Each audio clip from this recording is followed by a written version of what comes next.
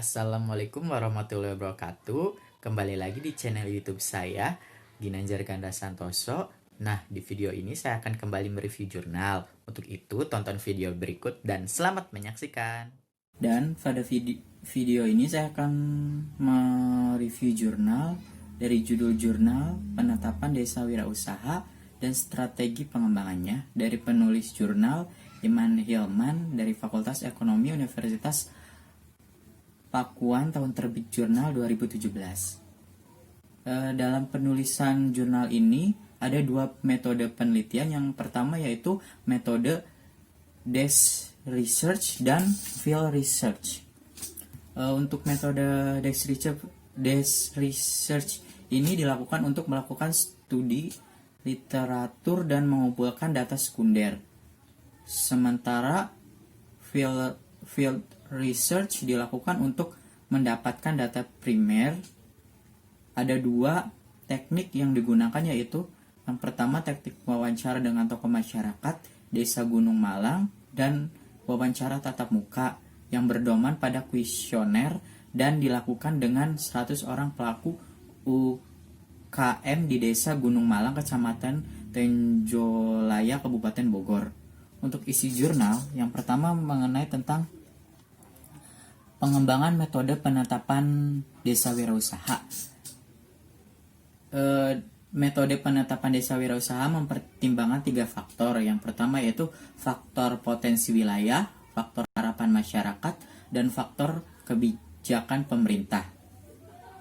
Kemudian pengujian penetapan Desa Gunung Malang sebagai desa wirausaha. Dari hasil assessment dengan instrumen yang telah ditentukan, bahwa Desa Gunung Malang ini telah memenuhi kriteria untuk pengembangan desa wirausaha. Hal ini dikarenakan banyaknya objek wisata yang berada di Desa Gunung Malang dan di desa-desa sekitarnya. Hal ini menjadi peluang dalam mengembangkan berbagai kegiatan perdagangan dan jasa, menunjang sektor pariwisata. Dari hasil pengamatan di lapangan dan wawancara dengan aparat desa, diperoleh informasi bahwa masyarakat Desa Gunung Malang cukup produktif dan kreatif. Selain sebagian besar menjadi petani, mereka umumnya juga mengembangkan produk-produk pengolahan walaupun masih dalam skala rumah tangga.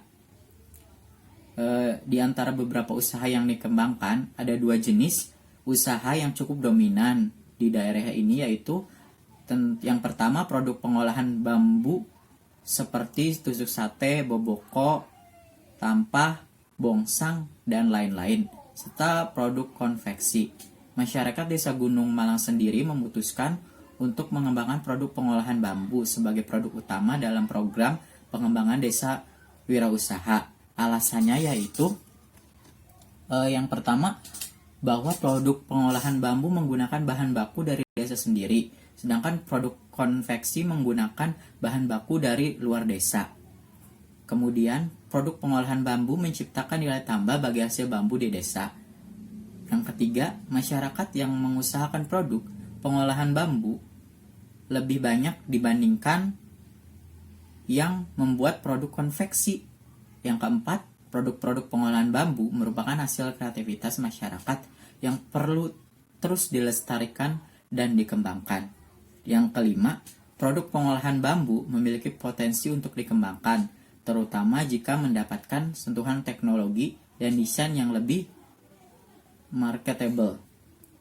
Namun, dalam hal itu ada kendala yang harus dihadapi para pengrajin dalam pembangunan usaha. Kendalanya meliputi harga jual yang masih rendah, teknik produksi yang masih tradisional, desain produk yang belum berkembang, kualitas SDM yang relatif rendah, dan kendala pengembangan pasar.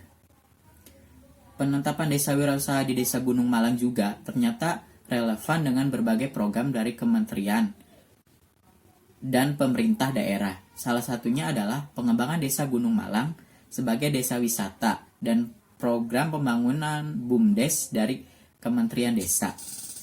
Untuk strategi pengembangan desa wirausaha di Gunung Malang, yang pertama menetapkan strategi peningkatan kualitas SDM pengrajin. Yang kedua, peningkatan kualitas alat produksi. Yang ketiga, pengembangan kelembagaan usaha. Yang keempat, peningkatan kapasitas aparat desa. Yang kelima, pengembangan promosi desa wirausaha sebagai desa wisata. Yang keenam, peningkatan kualitas infrastruktur. Yang ketujuh, penyiapan masyarakat. Nah, itu tadi jurnal yang udah saya review.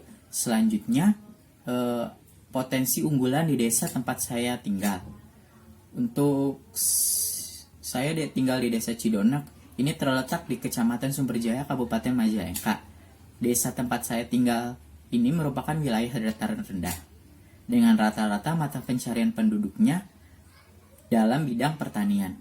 Karena luas lahan pertanian, khususnya pesawahan, di desa Cidonok yaitu sekitar 328,5 hektar. Itu menurut data Wikipedia. Desa Cidonok memiliki areal pertanian yang luas, serta menjadi salah satu penyumbang swasembada pangan di Kecamatan Sumberjaya.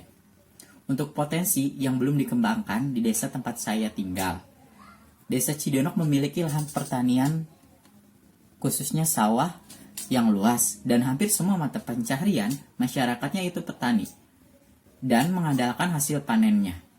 Menurut saya, potensi yang belum dikembangkan di desa ini yaitu potensi untuk membangun desa wisata dengan memanfaatkan lahan pesawahan yang luas. Seharusnya hal itu bisa dikembangkan untuk membangun desa wisata. Misalnya agrowisata dengan memfokuskan pada menanam padi. Dari situ kita kembangkan